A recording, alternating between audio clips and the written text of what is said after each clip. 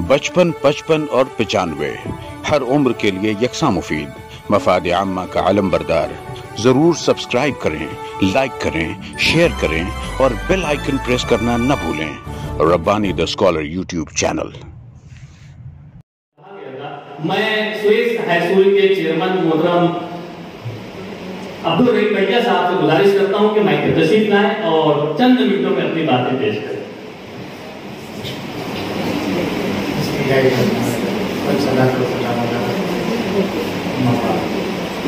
मोहतरम सदर साहब,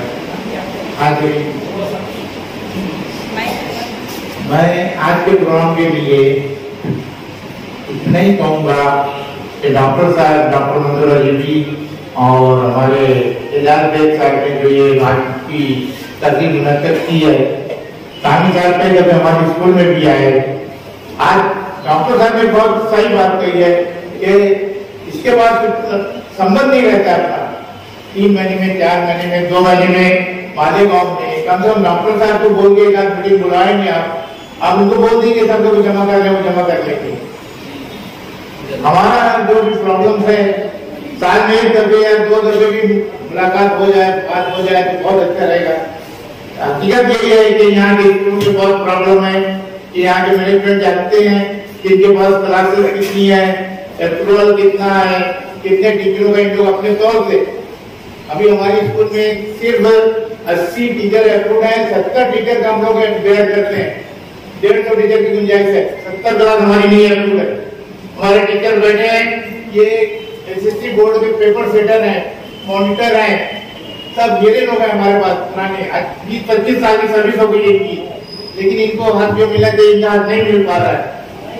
आप कई दफे आए, आपने बुलाया भी अमल है, लेकिन हम लोग का आना नहीं हुआ। आप आइए, एक एक बात को समझिए। खासतौर से मैं डॉक्टर साहब का शुक्रगुजार हूँ कि उन्होंने बहुत अच्छी नुमाइंदगी की है और जो मसाइल जो उन्होंने उनके सामने रखा है, आप उनसे कॉन्टेक्ट में रहिए, हम डॉक्टर साहब से कॉन्टेक्ट कराएंगे। इस तरह डायरेक्ट इनडायरेक्ट अपना संबंध बना रहेगा।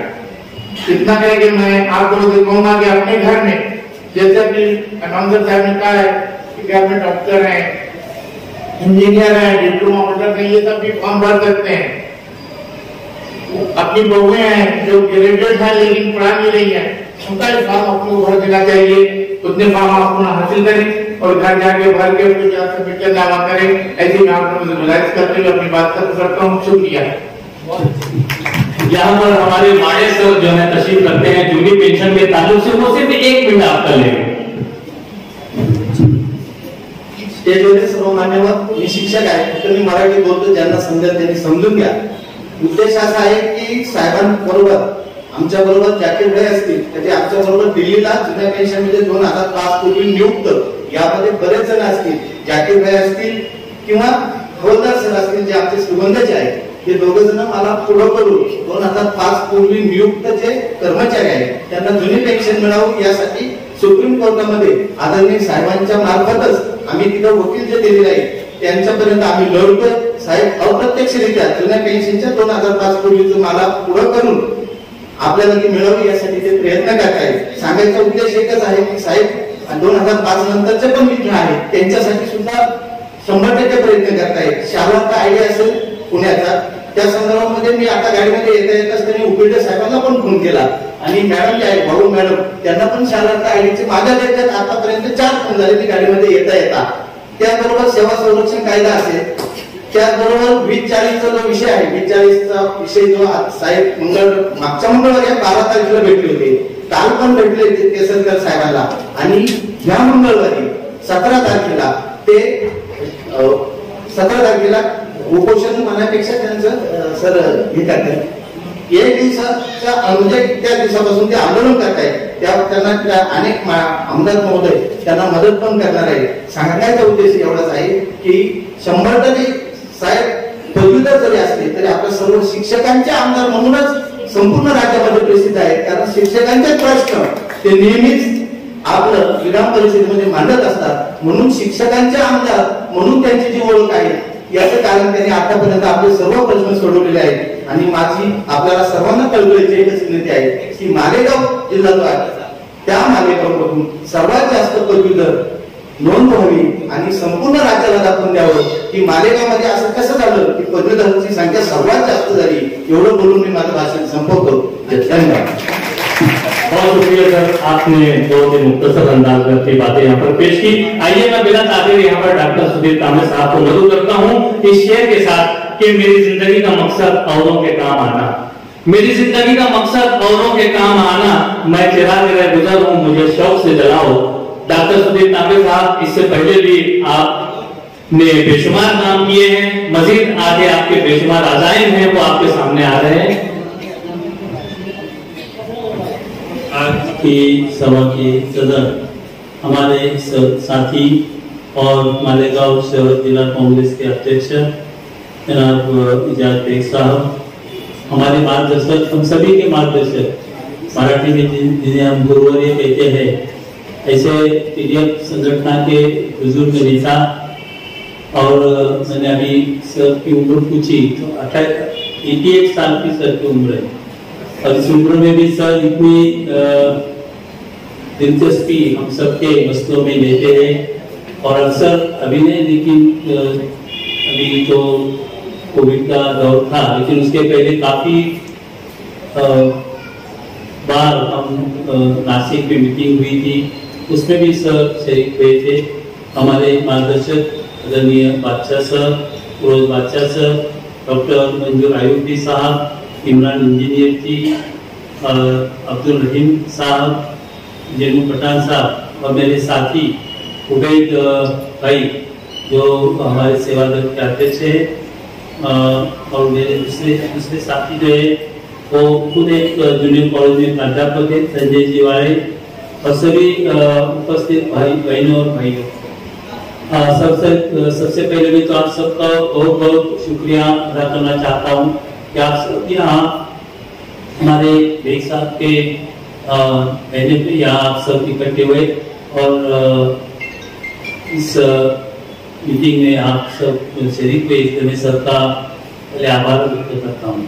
तो यहाँ तो ज्यादातर टीचर लोग हैं, वैसे तो ग्रेजुएट कॉन्स्टिट्यूंसी जो है पदवीधर मतदार, इसमें तो सभी समाज के सभी मतलब आ जाते हैं, सभी डॉक्टर है, इंजीनियर है, सभी लोग आते हैं.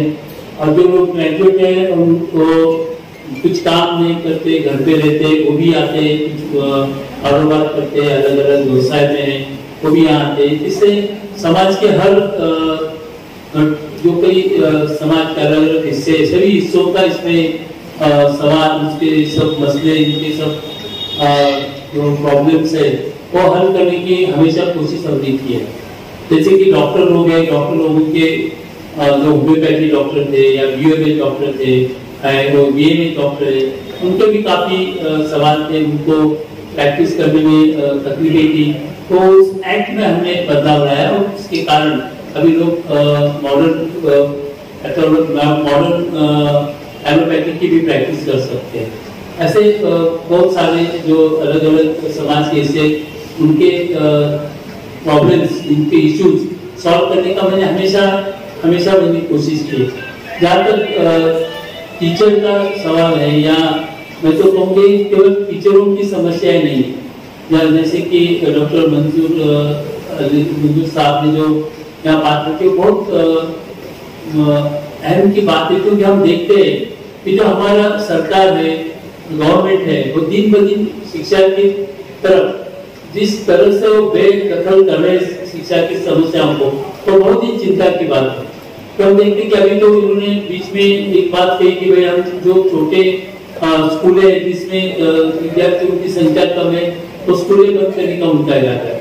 और कहते कि भाई ये सब स्कूलें जो है वो प्राइवेट स्कूल है, हम इनको जो टीचर यहाँ पढ़ाते हैं उनको पेमेंट देने की जिम्मेदारी हमारी नहीं. ऐसी उनकी जो सोच है वो बहुत गलत सोच है. सच में पूछा जाए तो जहाँ तक रीजनल लैंग्वेज का सवाल है, मैं अंग्रेजी की बात नहीं कर रहा हूँ, लेकिन जहाँ तक मराठी माध्यम हो, उर्दू मीडियम हो, या कोई समझो कुछ बॉम्बे में हिंदी मीडियम हो, कन्नड़ मीडियम हो, ये जो कोई रीजनल लैंग्वेजेस हम बोलते हैं, इनमें पढ़ाई, इन माध्यम से जो पढ़ाई हम देते हैं या जो एजुकेशन हम देते हैं, वो देने की पूरी जिम्मेदारी अब सरकार की. इसलिए हमने वो जो RT राइट टू एजुकेशन का यहाँ अभी कायदा हुआ है, तो इसलिए सरकार को अपनी जिम्मेदारी नहीं टाल सकते।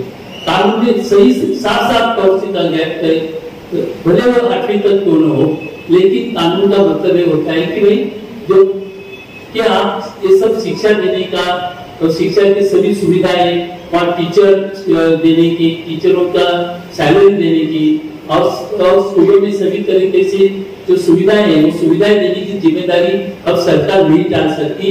ये कानून बन गया है, अभी सरकार की मर्जी का सवाल नहीं रह गया, ये बात सरकार के ध्यान में नहीं आ रही।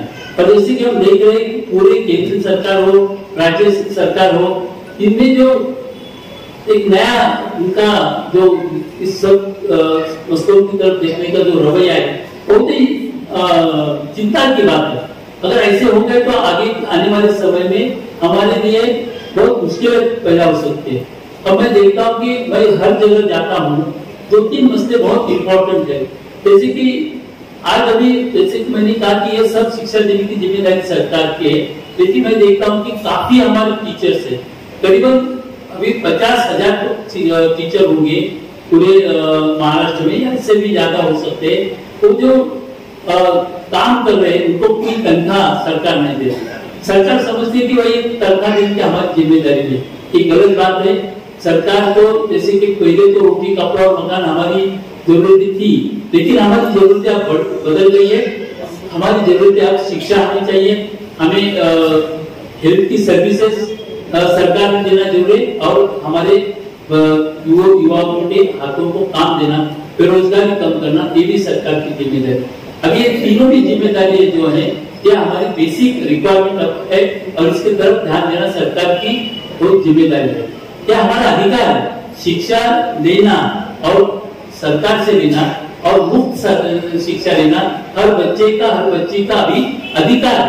यह अधिकार हमने दिया है, इसलिए संविधान में अब इसकी शामिल किया हुआ है कि जो हमारे फंडामेंटल राइट्स है, इस फंडामेंटल राइट्स में अब शिक्षा का वहाँ शिक्षा शामिल की गई है। इसलिए अभी हम तो बहुत कोशिश करते हैं, हर जब अभी सरकार सेशन होते हैं, सेशन में हम मुद्दे उठाते हैं कि भाई सब टीचर को जो भी जो उर्दू मीडियम हो, मराठी मीडियम हो, सिंधी मीडियम हो, कन्नड़ा मीडियम तो बहुत कम है, लेकिन ज्यादातर मराठी और उर्दू मीडियम के जो हमारी स्कूलों में पूरी 100% 100% अनुदान लैंड देना है सरकार की जिम्मेदारी, और वहाँ के टीचरों की तनख्वाह देने की जिम्मेदारी है सरकार की।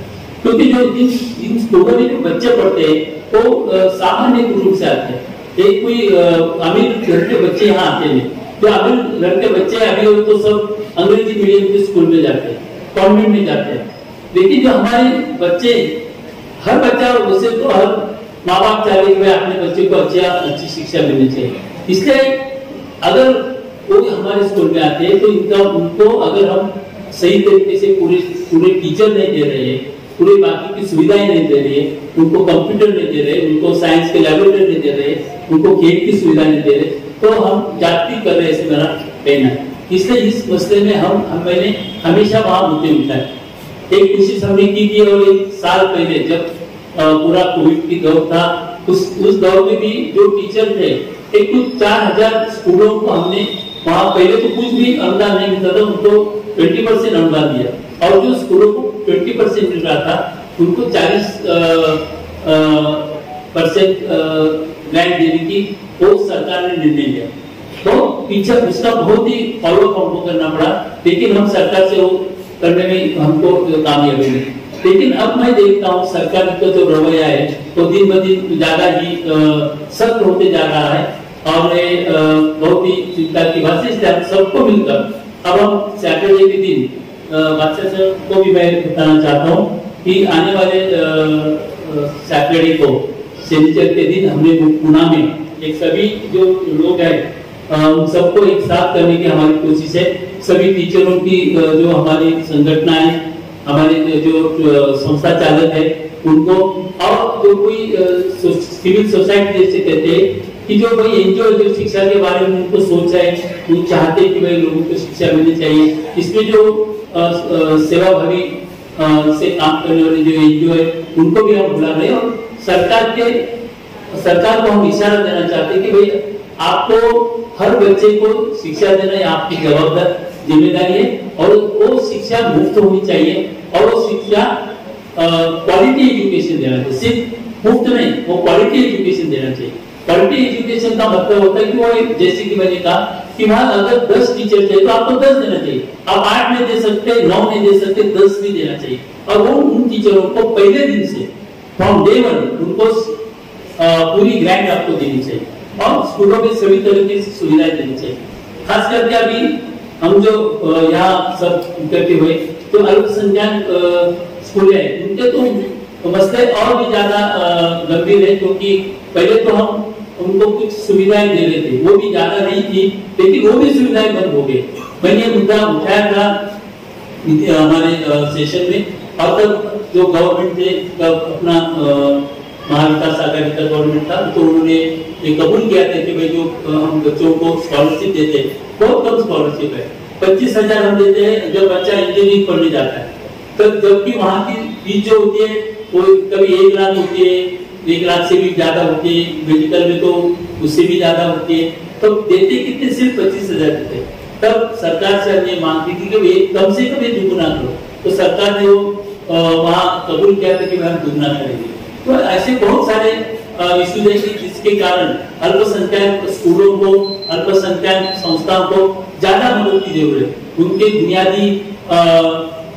बुनियादी विकास के लिए भी देना जरूरी है, और उनके बाकी की जो सुविधाएं उनके लिए भी देना जरूरी है, और अल्पसंख्यक की जो कुछ संविधान में उनको जो अधिकार दिए वो अधिकार उनके बरकरार होना चाहिए, वो कायम रहना चाहिए, इसलिए भी हमारी हमेशा कोशिश रही।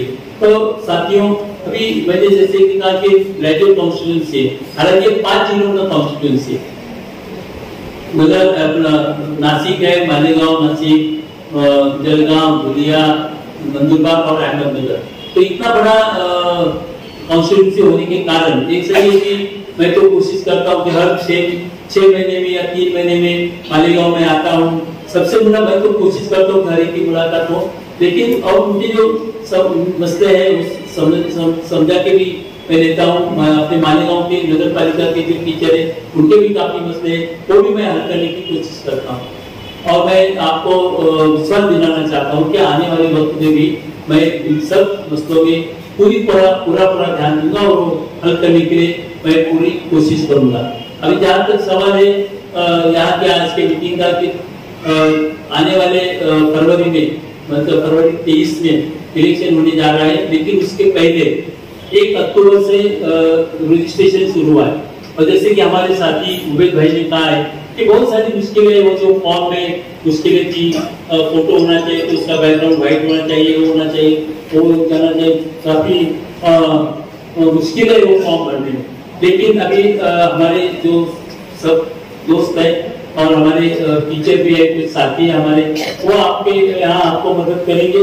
लेकिन हमारे टीचर तो फॉर्म भरते हैं, वो तो टीचर ज्यादातर फॉर्म भरते ही है, लेकिन जैसे कि सभी ने कहा है कि अपने घरों में, अपने मोहल्ले में भी बहुत सारे ग्रेजुएट लोग अभी बन गए हैं। हमारी महिलाएं भी काफी बहुत सारे बड़ी